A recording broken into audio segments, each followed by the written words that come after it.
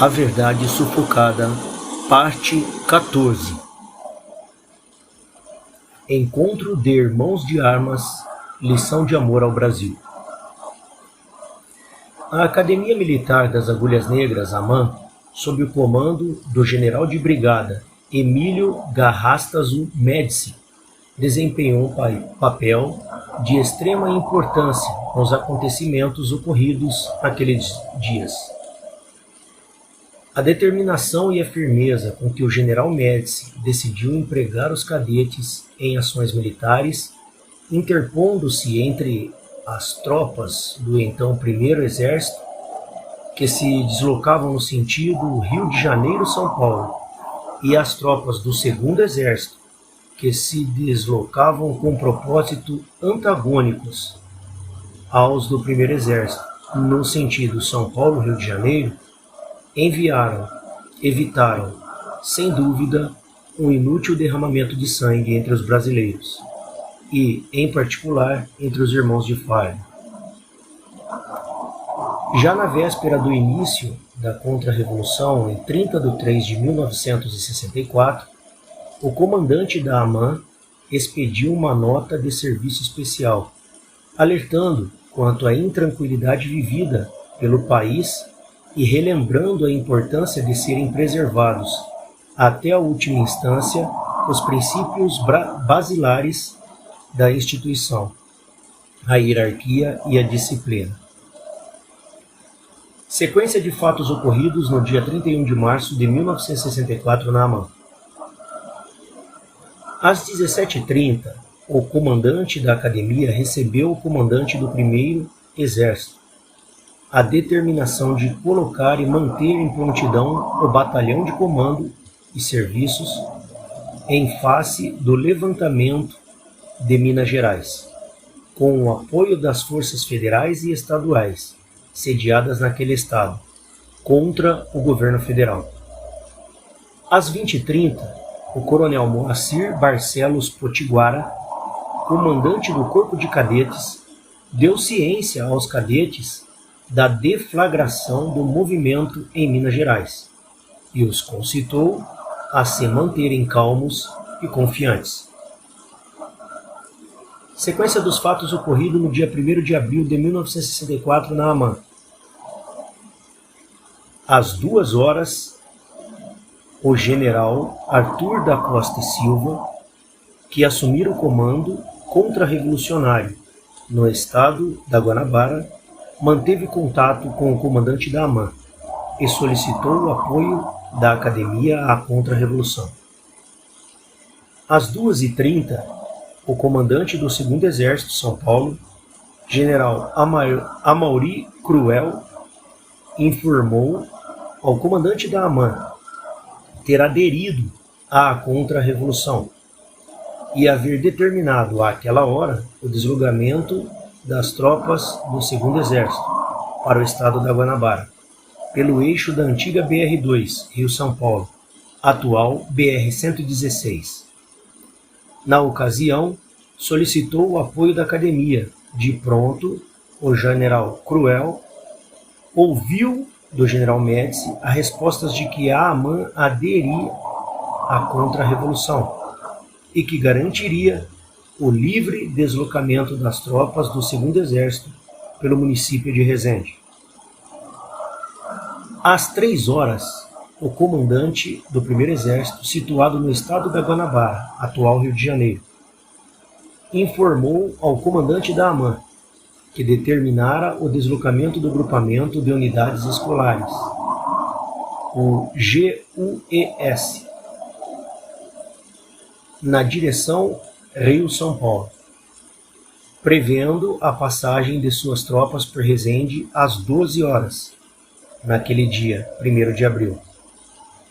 O GUES era constituído, entre outras unidades, pelo Regimento Escola de Infantaria, RESI, Regimento de Escola de Cavalaria, RESC, Grupo Especial de Artilharia, GESA, Primeiro Grupo de Canhões 90 mm antiaéreos e Batalhão Escola de Engenharia.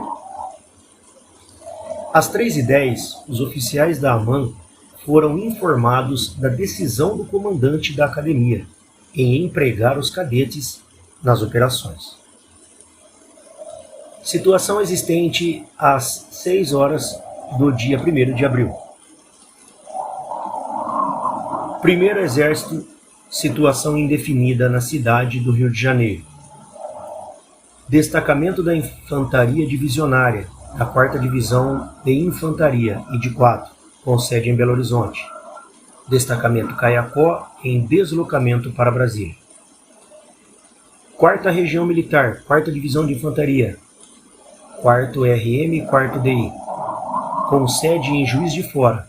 Destacamento Tiradentes, em deslocamento para o Rio de Janeiro. GUES, Grupamento de Unidades Escola, iniciando o deslocamento de algumas unidades na direção do Rio de Janeiro, São Paulo. Primeiro DI Guanabara, constituída, entre outros, pelo 1º Regimento de Infantaria, 2º Regimento de Infantaria, 3º Regimento de Infantaria, 1º Regimento de Obuses, 105 e 1º Batalhão de Engenharia, deslocando-se na direção do Rio de Janeiro, Juiz de Fora. 2º Exército de São Paulo, a maioria de suas tropas deslocando-se na direção do Rio de Janeiro. AMAN, solidário ao 2º Exército, suas tropas assegurariam a passagem do 2º Exército à região de Resende. Sequência das operações entre 6 horas e 8h30. Vislumbrava-se um possível encontro entre as tropas do 1º Exército e do 2º Exército. As informações eram que esse presumível encontro dar-se-ia próximo à região de Resende. Face à possibilidade das informações acima virem a se concretizar, o comandante da academia decidiu empregar o corpo de cadetes para impedir o acesso das forças do 1º Exército à região de Resende. Às 6h20 foi distribuída aos cadetes a seguinte nota, abre aspas. Cadetes, o comando da AMAN teve ciência que o 2º e o 4º Exércitos, 4º Exército, sede em Recife, nota do autor, aderiram às forças da 4ª Região Militar, Juiz de Fora. O general Cruel, comandante do 2º Exército, se ligou pessoalmente com o general-comandante da AMAN para informá-lo da situação e solicitar medidas de segurança para a passagem de tropas que se deslocam para Guanabara. O general-comandante da AMAN determinou assegurar o livre trânsito da mesma, o que será executado. O comandante do Corpo de Cadetes, cumprindo determinação do excelentíssimo senhor general-comandante, lembra aos cadetes que, na oportunidade, a maior contribuição a ser dada pelo Corpo de Cadetes é a manutenção das atividades normais, com disciplina e calma, confiantes a todos em que, na hora em que se fizer necessário, a AMAN agirá como um todo coeso e forte. Fecha aspas. Em cumprimento à decisão do comandante da academia, foi organizada uma vanguarda, integrada por cadetes, que iniciou seu deslocamento às 8h30. A vanguarda estava assim distribuída. Um esquadrão de cavalaria motorizado, sob o comando do major de cavalaria Hernani Jorge Correia.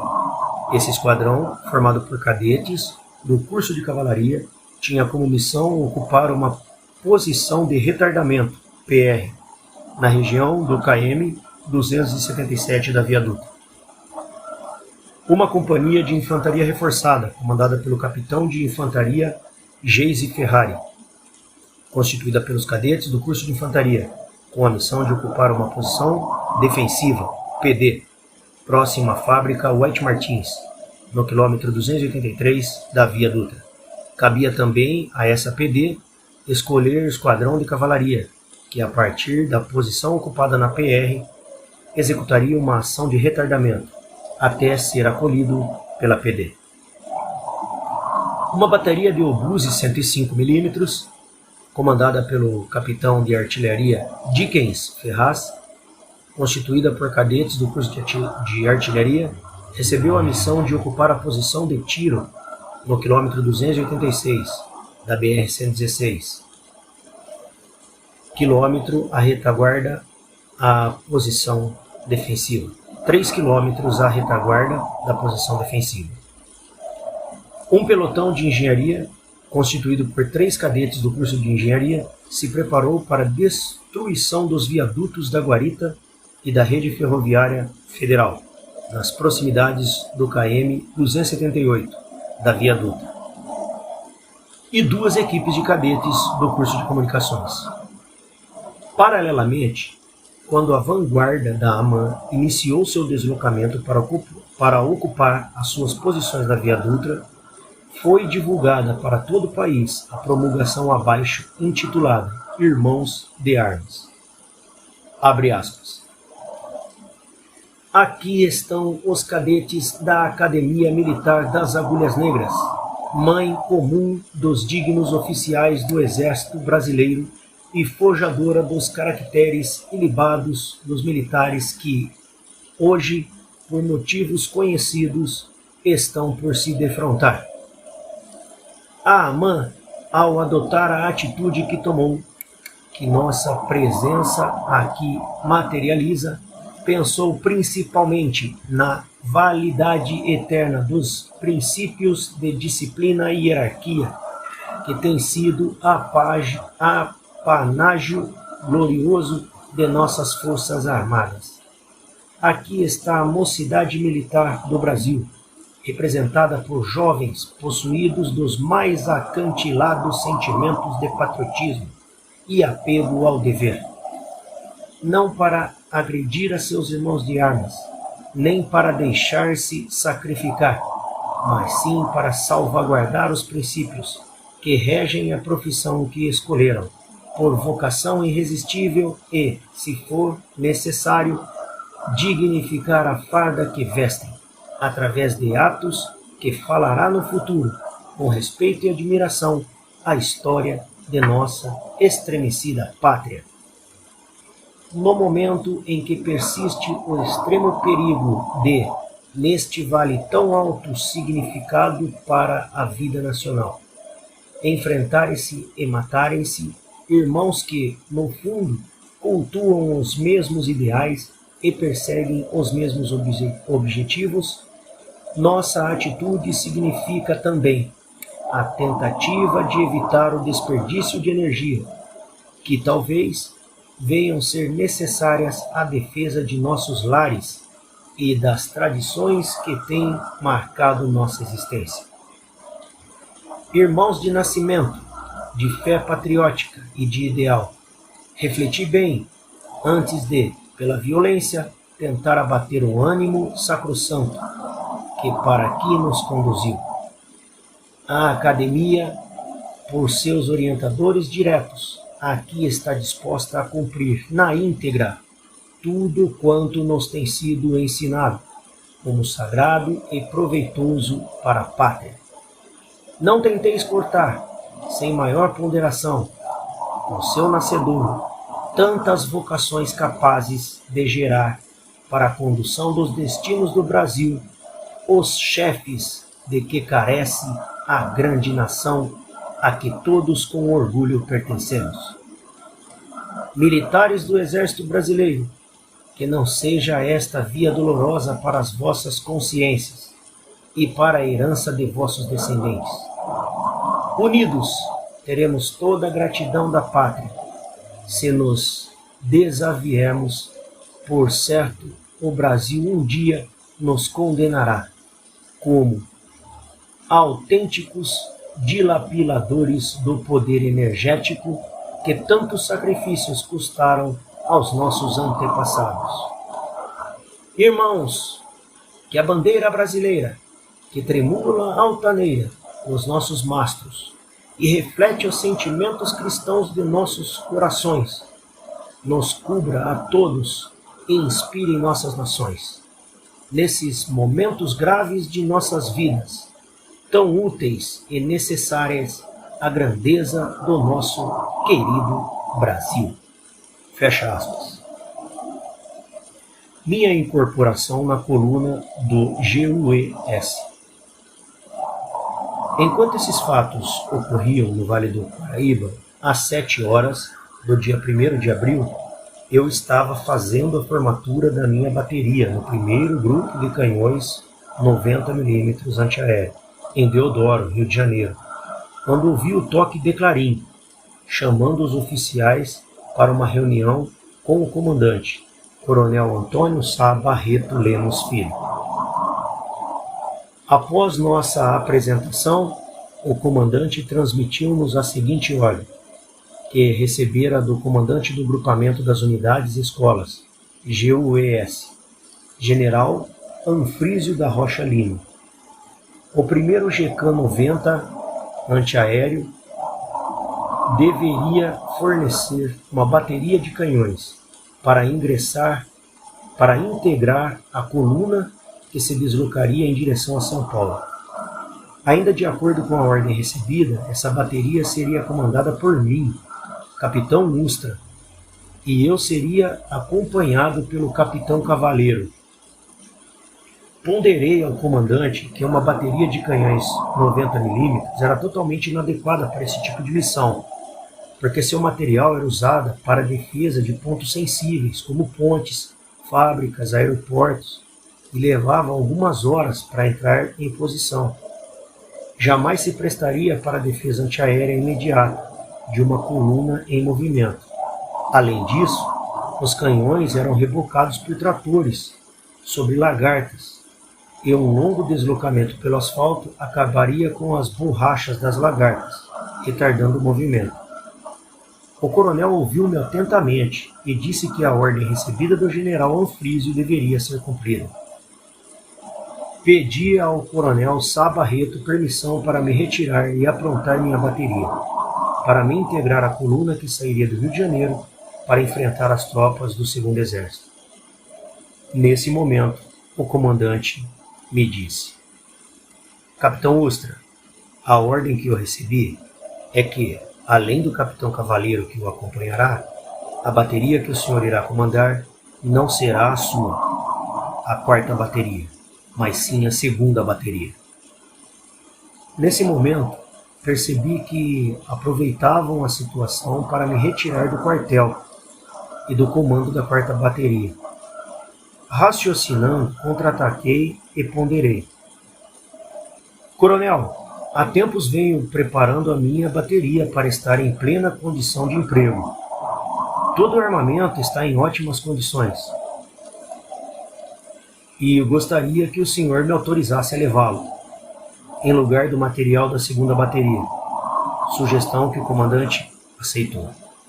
Continuei pedindo mais e dizendo: como a responsabilidade pelo armamento é dos meus sargentos, que eles sigam comigo, junto com o material, pelo qual são responsáveis. Pedido negado. Então, em um derradeiro esforço, pedi que, pelo menos, deixasse levar os cabos e soldados da minha bateria, com o que concordou.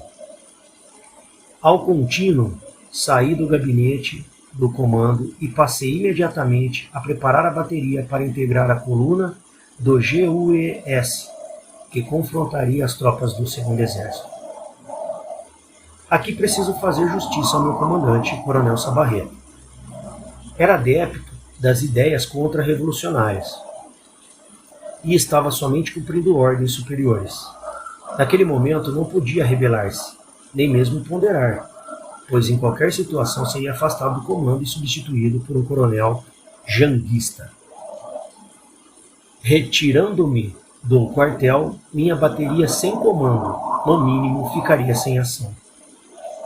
Antes dos meus cabos e soldados ocuparem suas posições nas viaturas, procurei falar com eles e explicar a difícil situação em que me encontrava, mas eu estava vigiado. Então expliquei ao meu ordenança, soldado Valdir de Souza Lima, o que acontecia e pedi que transmitisse o que se passava aos cabos e soldados. Frisei que, em qualquer situação, só obedecessem às minhas ordens. Consegui falar em particular com o primeiro sargento Silvio Saturno Correia, o mais antigo da bateria. Orientei-o para que exercesse sua liderança em relação aos demais sargentos, para que se mantivessem calmos e confiantes e evitassem se manifestar. Expliquei-lhe ainda que estava me deslocando naquela situação por uma imposição do comando do GUES ao coronel Sabarreta, pois, em verdade, o que queriam era me separar da tropa que eu comandava, constituída de militares em que eu confiava e que estariam sempre ao meu lado. Às 9 horas, o nosso comboio saiu do aquartelamento em uma situação inusitada. Na frente, no jipe do comandante da bateria, estava o motorista e eu. No banco traseiro, o capitão Jorge Cavaleiro, 2 anos mais antigo do que eu, tendo ao seu lado meu soldado ordenança. Para os civis não acostumados com os regulamentos militares, devo esclarecer que esse capitão, por ser mais antigo, deveria estar na minha frente, no lugar de destaque. Cada peça de artilharia era comandada por um sargento que eu não conhecia e no qual não confiava. Além disso, os sargentos deveriam ter sido orientados para obedecer às ordens do capitão Cavaleiro. Mesmo assim, eu contava com o trunfo de ter, nessas mesmas peças, cabos e soldados, instruídos e orientados por mim, que não cumprissem ordem dos sargentos e do capitão Cavaleiro. O dia estava frio e chuvoso. Não tivemos tempo de preparar os trens de cozinha para confeccionar nossas refeições. Saímos apenas com um catanho para cada um. Nele estavam 2 pães franceses com mortandela, ovos cozidos, bananas e algumas mariolas. Para beber, apenas um cantil com água. Os soldados não tinham japona e nada mais que os protegessem da chuva. Também não tinham com o que contar em termos de enfermeiros e material de primeiros socorros. Nada. Se realmente entrássemos em combate, não sei como seriam atendidos os possíveis feridos. Seguindo as minhas instruções, os motoristas retardaram ao máximo a marcha da coluna. Pneus foram esvaziados, viaturas apresentaram panes. Ao anoitecer, não tínhamos completado a subida da Serra das Araras. Acontecimento a partir das 11 horas do dia 1º de abril. Às 11h30, primeiro escalão do 2º Exército, representado pelo 5º RI de Lorena, aproximou-se de Resende. Às 12h30, chegaram a Resende, via rodoviária, 2º Regimento de Obuses, 105 mm, e a bateria de obuses do CPOR São Paulo, na estação ferroviária dos Agulhas Negras. Primeira companhia do 2º Batalhão de Carros de Combate, que se deslocou por via ferroviária, todas as unidades pertencentes ao 2º Exército. Às 12h45, 2º Esquadrão de Reconhecimento Mecanizado, também pertencente ao 2º Exército, estacionou em Itabaia. Acho que é isso, Itabaia. Às 13 horas, o comandante da Academia Militar recebeu a comunicação de que o comandante do 1º Exército, general Armando Moraes Âncora, e o comandante do 2º Exército, general Amaury Cruel, reunir-se-iam para uma conferência na AMAN. O general Âncora desempenhava interinamente o cargo de ministro de guerra, pois o general Jair Dantas Ribeiro, ministro efetivo, estava internado com sérios problemas de saúde. Ainda por volta das 13 horas, a vanguarda do 1º Exército, constituída por um batalhão de regimento do Regimento Escola de Infantaria, uma companhia de carros de combate e uma bateria de artilharia, fez alto e ocupou posição nas proximidades da entrada da cidade de Barra Mansa. Foi estabelecido contato com as tropas oponentes.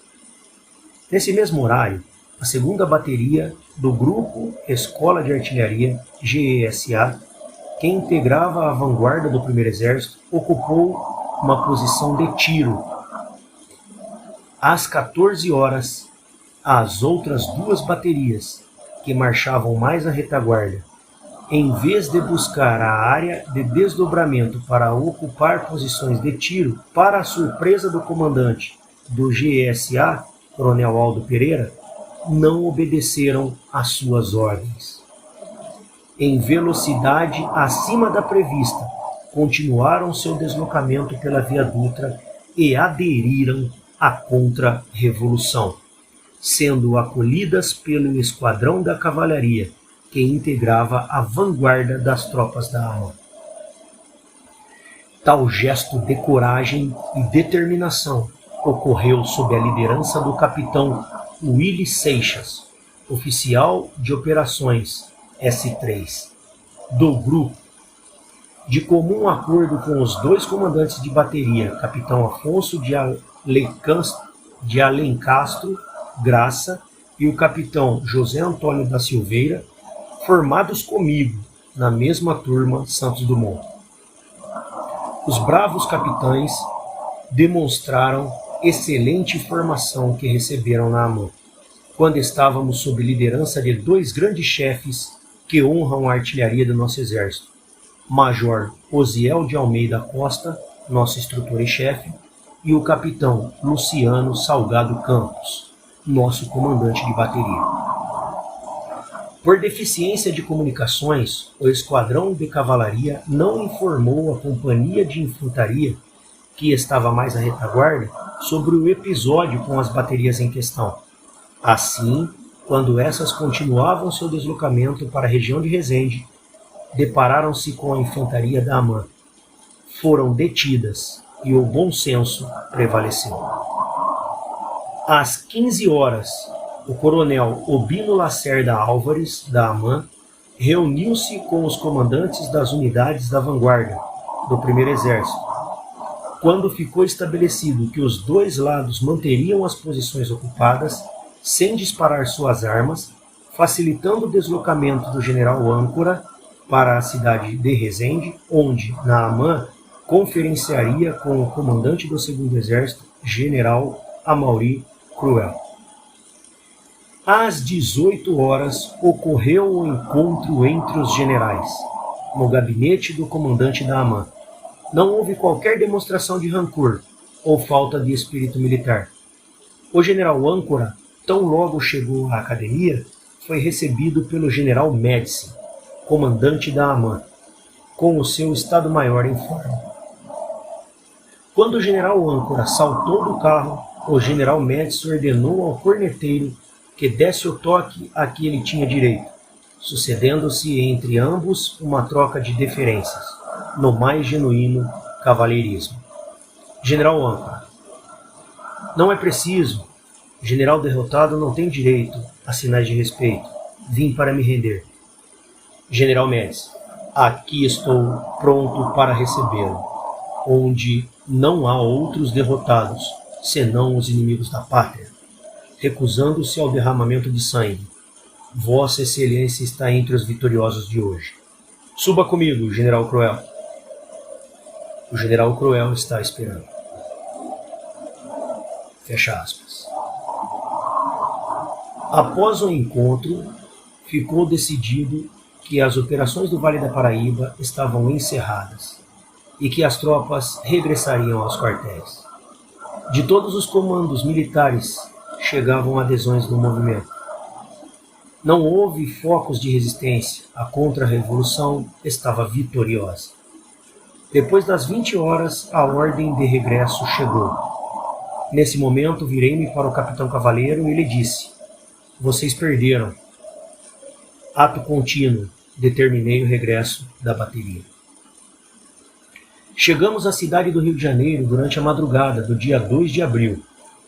Estávamos com fome e frio. O catanho tinha sido consumido e nada mais restava para comer. Cansado e com fome, recolhi-me com os cabos e soldados da 4ª bateria. Os sargentos que haviam permanecido na minha bateria estavam eufóricos e nos abraçamos. Coloquei tapumes nas portas das entradas da bateria e sentinelas durante a noite. Em seguida fomos dormir, juntos, no alojamento dos cabos e soldados. Temíamos uma nova intentona comunista, quando muitos morreram dormindo. O capitão Cavaleiro era um companheiro simpático, oficial competente e ótimo instrutor. Infelizmente, estava do outro lado. Sempre nos respeitamos e nunca houve ofensas de parte a parte. Ele foi caçado. O encontro entre irmãos de armas na Academia Militar dos Agulhas Negras talvez tenha sido um dos mais belos episódios da história militar do Brasil. Por serem poucos difundidos, apresento detalhes das operações em curso, pois considero que eles encerram uma lição de amor ao Brasil, de lealdade e, sobretudo, de bom senso. O destino da pátria era o farol que iluminava as tropas oponentes. De um lado, o primeiro exército, ainda comprometido com sua missão constitucional e defendendo um governo legalmente constituído. De outro, o segundo exército, rompendo com a constitucionalidade e motivado pela missão de restaurar a ordem exigida pela grande maioria da sociedade brasileira, que julgava ter o governo perdido a legalidade de origem. Entre os dois exércitos, a liderança insofismável de um grande chefe militar, que empenhou no iminente conflito o seu bem mais precioso, os jovens e vibrantes cadetes do Exército Brasileiro, que tinham no espadim que portavam a miniatura do sabre de Caxias, o próprio símbolo da honra militar. Momentos memoráveis aqui. Fontes: a participação da AMAN na Revolução de 31 de março de 1964. Pesquisa histórica para o M. 1985. História Oral do Exército. Depoimentos do General Antônio Jorge Correia, tomo 1, General Hernani Jorge Correia, tomo 5, e Coronel Alfonso de Alencastro Graça, tomo 3.